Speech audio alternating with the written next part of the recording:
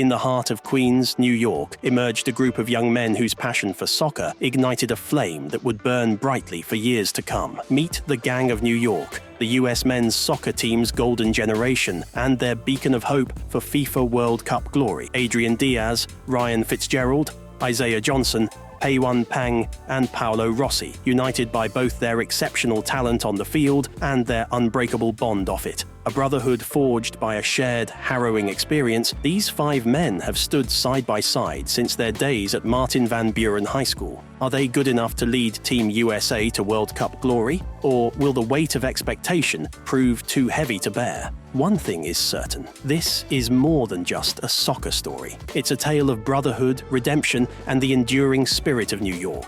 This is the story of USA's golden generation, the Gang of New York. So as soon as you dragged me back again to do another one of these into this wonderful bar, it is nice in here. Can I at least get a drink? I'll have a whiskey on the rocks. Thank you very much. So, who are we here to talk about? Oh,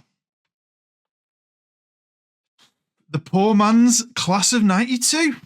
I'm up for that. Home to over 2 million residents, Queens boasts one of the most ethnically and culturally diverse populations in the world. From the vibrant streets of Flushing to the bustling neighborhoods of Jackson Heights, every corner of Queens pulsates with the energy of its diverse inhabitants. Here, you'll find vibrant Asian markets, colorful Latino festivals, and bustling Middle Eastern eateries, all within a few blocks of each other. In Queens, diversity isn't just celebrated, it's actually woven into the fabric of everyday life.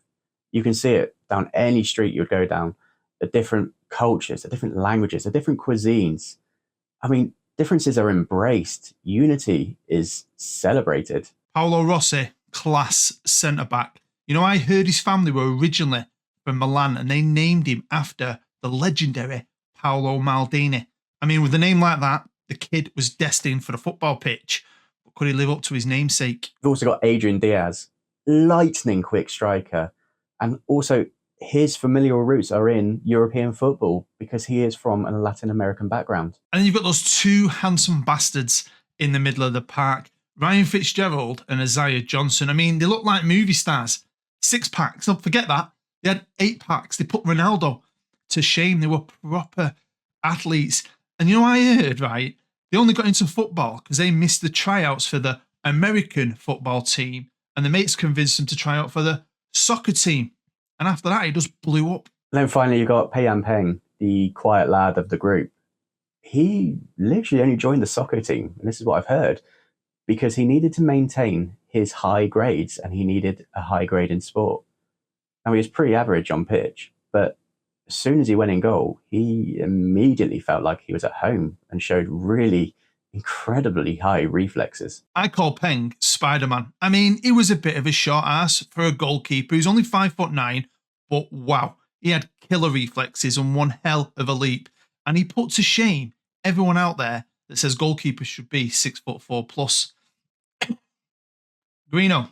But yeah, these boys wouldn't have got anywhere if it wasn't for the great coach that brought them together. Coach Marcus Reynolds was more than just a coach to Diaz, Fitzgerald, Johnson, Peng and Rossi. He was a mentor, a father figure, and a guiding light on their journey through high school soccer. With his years of experience and unwavering dedication to the sport, Coach Reynolds played a pivotal role in honing their talents and shaping them into a cohesive team. Under Coach Reynolds' guidance, the Gang of New York learned more than just the technical aspects of the game. They learned the value of teamwork, discipline, and perseverance. Through grueling practices, tactical drills, and heartfelt pep talks, Coach Reynolds instilled in them the importance of working together towards a common goal and pushing themselves to new heights. Little would they know they would need all of those learnings before they even turned 15. In the heart of Queens, a devastating tragedy struck the local community, leaving its residents reeling and searching for hope amidst the ashes. The beloved community centre, a cornerstone of the neighbourhood, was engulfed by a fire, leaving the local community devastated and searching for hope amidst the ashes. This fire wasn't just an inferno, it was a blow to the very heart of the community. And on that day, 5 boys were volunteering for a fundraising event. As soon as they realised what was happening, they sprang into action, risking their own lives to save others trapped inside. Through their bravery and selflessness, they managed to rescue numerous individuals, embodying the spirit of solidarity and compassion that defines the community they call home. That's when the Brotherhood was formed. Amidst the ashes, those 5 lads rose as heroes and were united forever with their shared trauma. They symbolised everything that is great about New Yorkers. A year after the fire in the summer of 2023, the boys received an offer that would change the course of their lives forever. New York City FC, one of the most prestigious soccer clubs in the country, extended contracts to Diaz, Fitzgerald, Johnson, Paywan and Rossi, each just 15 years old at the time. Amidst the excitement of this incredible opportunity, the boys faced understandable apprehension from their parents. Concerns about their young age and the demanding world of professional soccer weighed heavily on their minds, but coach Marcus Reynolds, ever the guiding force in their lives, stepped in to offer support and guidance. He knew they were generational talents, and he really hammered home the point that this was an opportunity none of them could afford to miss. I heard that's when the parents made a deal with the coach. They said, we'll agree to this if you become their agents. We don't trust anyone else. It's just a shame on how the US soccer system works. I mean, I don't completely understand it myself, but by their 18th birthdays, none of them were at the club.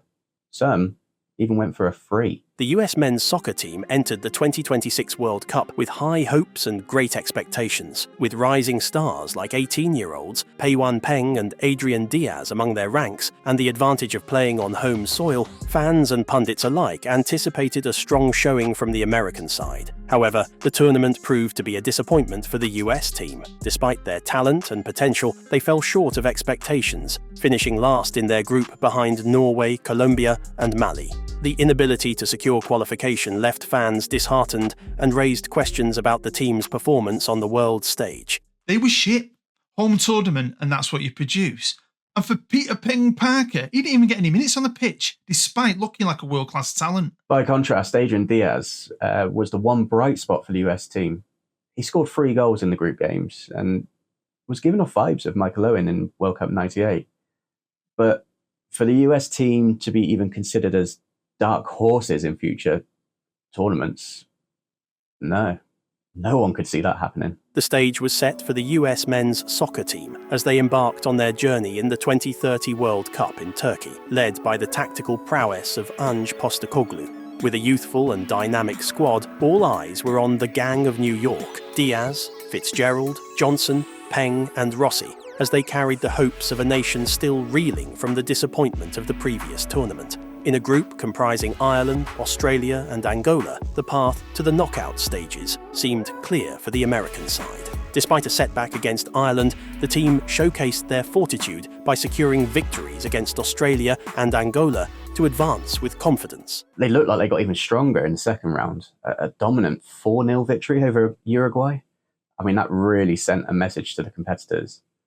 By the round of 16, they played Jamaica, and you would think they would do the same, but in the end, it was actually a nail-biting match, and USA only won that one, 1-0. But it's in the quarterfinals against Italy that the gang of New York truly announced themselves onto the world stage. In a proper battle, they kicked Italy's ass 2-1 and made everyone just stand up and go, wow, these kids might have something. As they progressed to the semi-finals to face Brazil, the US team refused to be intimidated by their formidable opponents. In a historic match, the USA pulled off yet another upset, defeating Brazil 2-0 to secure their place in their first ever World Cup final, sending shockwaves through the footballing world. Now, standing on the brink of history, the gang of New York prepared to face off against Jose Mourinho's Portugal in a showdown that would define their legacy and capture the hearts of a nation. Oh, it's a real clash of styles. I mean, you've got Mourinho, the pragmatic, and Postecoglou, the expressive. Both teams had done far beyond expectations to even reach the final. And it's a real difficult one to predict. Jose, you really do know how to kill all the fun. Probably one of the most forgettable finals ever. 0-0 all the way to pens. And we all know what happened there. Jose did what Jose does best. He parked the bus and stopped a better team from playing football. And in the end, he was the one who came out world champion. After the disaster of 26, Americans at home, they weren't paying any real attention to the build-up of 2030. But you definitely can't say the same for 2034. The hype was real. The 2034 World Cup in South Korea marked another chapter in the remarkable journey of the US men's soccer team, now led by Captain Paolo Rossi and guided by manager Rob Vartugian. Their heroic run to the final in the previous tournament, still fresh in the minds, expectations were high as the team entered the competition, ranked third in the FIFA World Rankings. Despite a stumble against Belgium in the group stage, the USA showcased their grit with victories over Syria and Morocco to advance to the knockout rounds. A thrilling encounter against Ireland in the second round ended in a narrow 3-2 victory for Team USA, setting the stage for a tense matchup against Norway in the round of 16. In a dramatic encounter that went down to the wire, the USA emerged victorious in a penalty shootout against Norway to advance to the quarter-finals. The team's momentum continued to build as they secured a convincing 3-0 victory over Scotland, earning them a spot in the semi-finals against England. If you want me to pretend that I was sad about what happened in the semis, I can't be.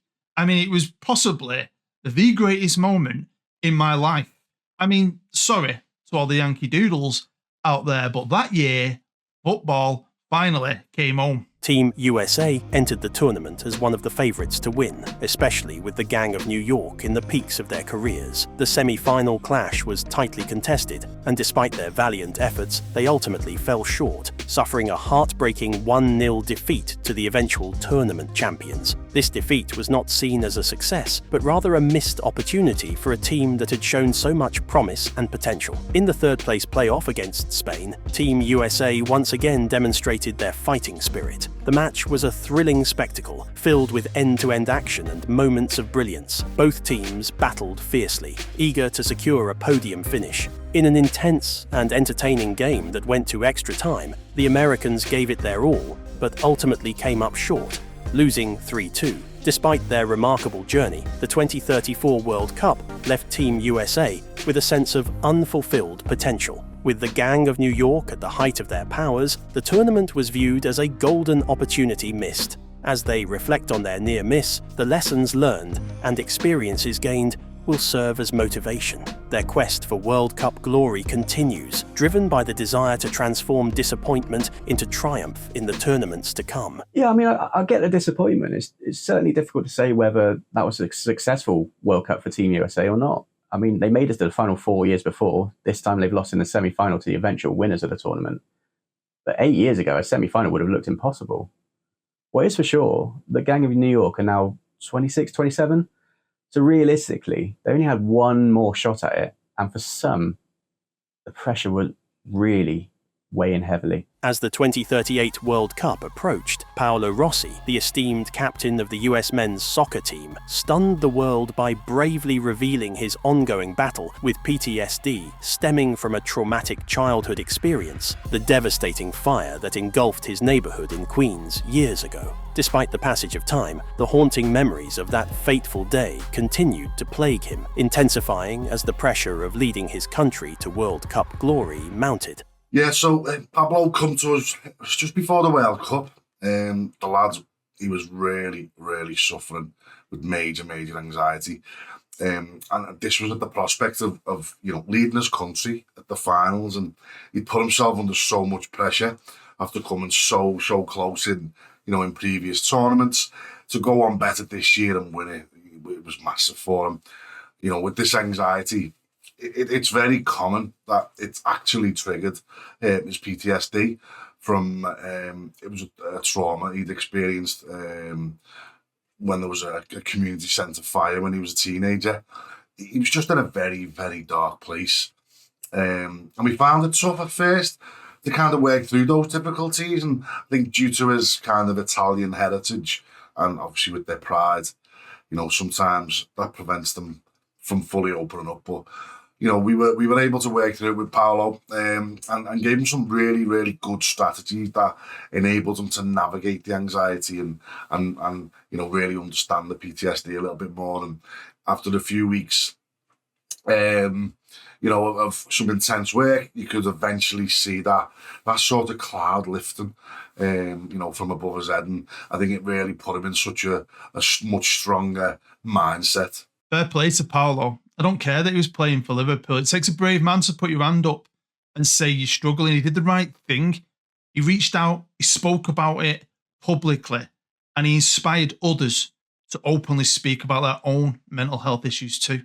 Had Paolo not faced his mental health issues, well, I think the World Cup of 2038 would have gone very, very differently. Heading into the 2038 World Cup, few teams could rival the experience and tenacity of Team USA. With the formidable gang of New York, Diaz, Fitzgerald, Johnson, Peng and Rossi leading the charge, they had collectively amassed an astonishing 703 international caps. Their club careers had already seen them lift numerous trophies, but one elusive prize remained: the World Cup. Just 2 years earlier, Team USA had made history by winning their first major international trophy, the Copa America, with a thrilling victory over Mexico in the final. This monumental achievement had ignited a new era of belief and ambition within the squad and their passionate fan base. The triumph in the Copa America had demonstrated their capability to compete with the best, but it also underscored the urgency of their quest. The 2038 World Cup was not just another tournament, it was a defining moment for the gang of New York. For these 5 players, who had grown from high school teammates to international stars, this World Cup represented their final opportunity to achieve the ultimate glory and cement their legacy in the annals of soccer history. It's now or never. Now or never. The group stage saw them deliver a series of commanding performances, securing 3 wins from 3 against Ghana, Northern Ireland and Uruguay. With a tally of 4 goals scored and only 1 conceded, the team showcased their professional prowess and defensive solidity, advancing to the knockout stages with confidence. The USA faced Wales. Displaying their tactical acumen and attacking flair, the American squad comfortably dispatched their opponents with a 3-0 victory. The win set the stage for an even more formidable challenge in the round of 16, a clash against a strong and skilled Spain side. On paper, this was USA's toughest match. The game's not played on paper though, it's played on grass. And let me tell you, there was only one team that turned up to play. Team USA stunned the world with another convincing 3-0 victory over Spain in the round of 16, delivering a performance that showcased their dominance and solidified their status as true contenders for the World Cup. Isaiah Johnson capped off the victory with a brilliant 3rd goal, a testament to the team's cohesive play and attacking prowess. The comprehensive win against such a formidable opponent sent shockwaves through the tournament, proving that the USA were genuine favourites. The victory set the stage for an intriguing quarter-final clash against Germany, a team with a storied World Cup history and a reputation for excellence. What's that saying that Gary Lineker famously coined? Football, it's a simple game. 22 men chase a ball around a pitch for 90 minutes, and at the end, the Germans always win. Not that day. The unbelievable form that Team USA had displayed throughout the 2038 World Cup continued in their quarter-final clash against Germany. In a match that many anticipated would be tightly contested, the USA delivered another stunning performance, hammering their storied opponents 3-0. Goals from Devon DeCourty and John Astrain set the stage, with a late penalty by Ashley Hunt sealing the comprehensive victory. The result was never in doubt as the Americans dominated from start to finish, showcasing their tactical brilliance and clinical finishing. This emphatic win propelled Team USA to their 3rd semi-final appearance in 3 successive World Cup tournaments, displaying a growing prowess on the world stage. With their eyes now firmly set on the ultimate prize, the Americans prepared for a high-stakes showdown against 2022 winners, Argentina, in the semi-finals, knowing that a place in the final was within their grasp. There's very, very few times when you know the favourite is definitely going to win the tournament. I remember feeling that way about Spain in 2010, the same with France in 2018. And this year, I've kind of felt the same about Team USA. I felt like they were definitely going to go all the way. If they were going to get to the final, they were going to have to use all the world-class experience the gang of New York possessed. The Gang of New York needed a special performance against Argentina, and they delivered exactly that. In the semi-final clash, Isaiah Johnson ignited the match with a goal in the very first minute, instantly calming any nerves and setting the tone for the game. The early strike was a crucial boost for the team, energizing both the players and their fervent supporters. Adrian Diaz added to the celebrations by scoring his second goal of the tournament, securing a 2-0 victory over Argentina and confirming Team USA's place in the final. This achievement was especially sweet, considering their heartbreak at this stage 4 years ago, and now the team had a chance to go one better than 8 years ago, when they reached the final, only to lose on penalties to Portugal. Pei-Yuan Peng's stellar goalkeeping earned him his 6th clean sheet of the campaign, underscoring the team's formidable defence organised by captain Paolo Rossi. With their sights now firmly set on the ultimate prize, Team USA prepared for a showdown with Italy in the final. The squad, fueled by past disappointments and the recent Copa America triumph, was eager to make history and win their first World Cup. I just can't think of a more dominant run to a final than what USA had shown. 15 goals scored, 1 conceded. But their preparations for the tournament had led to some trepidation for this final. Yeah, their last friendly before the World Cup was against Italy, as we all know, and they got hammered 3-0. But who remembers friendlies?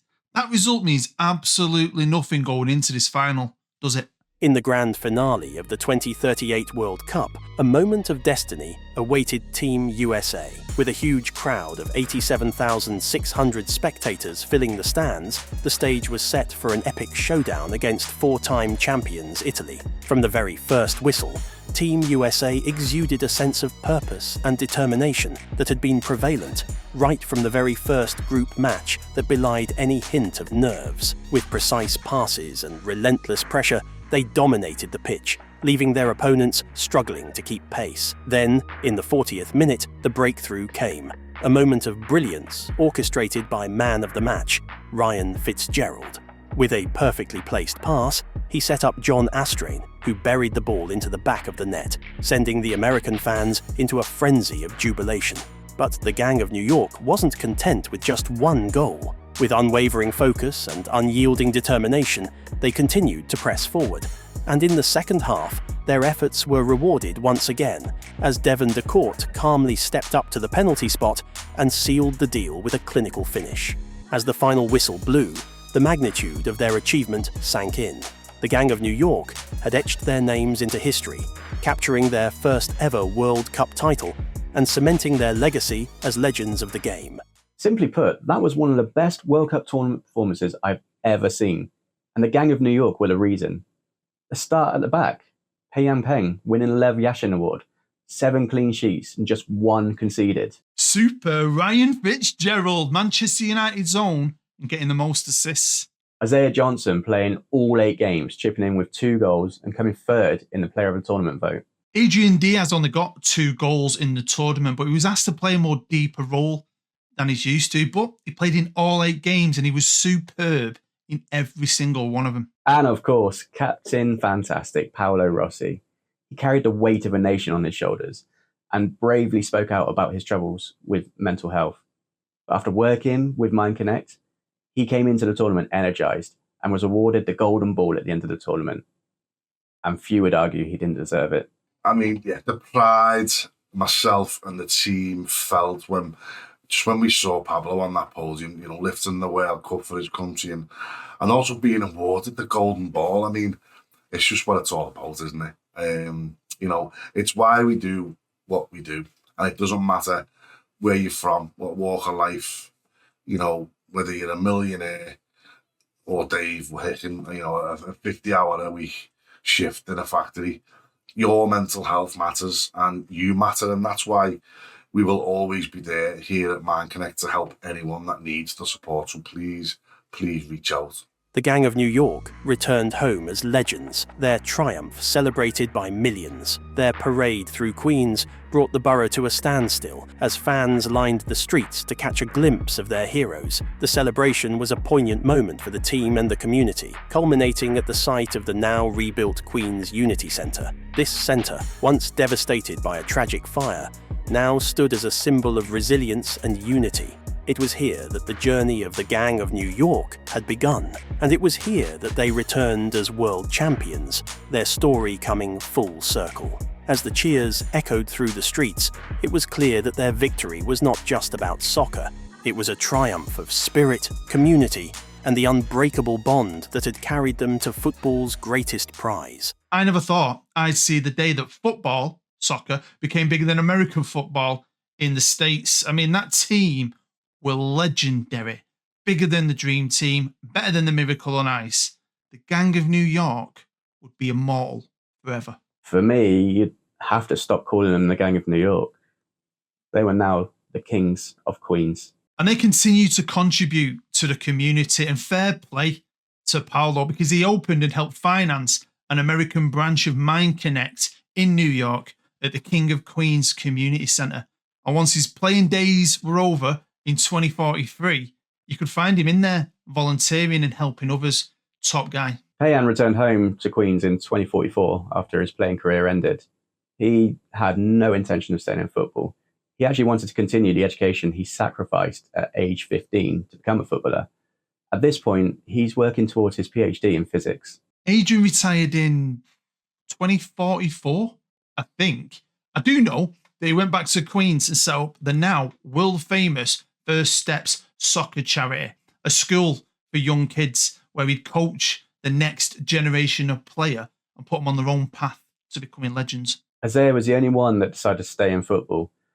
He became a coach, and it was back where it all started, New York City FC, when his playing career ended in 2043. And my man Ryan, United through and through, retired at the club after more than 500 appearances. He was the only one who never retired from international football, and he had the longest career. That's the Red Devil in him. He's back home in Queens, and because he looks like the love child of Thor and Obi-Wan Kenobi, he's getting into the movie business, and rumour has it he's making a movie. And the name of that movie is The King of Queens.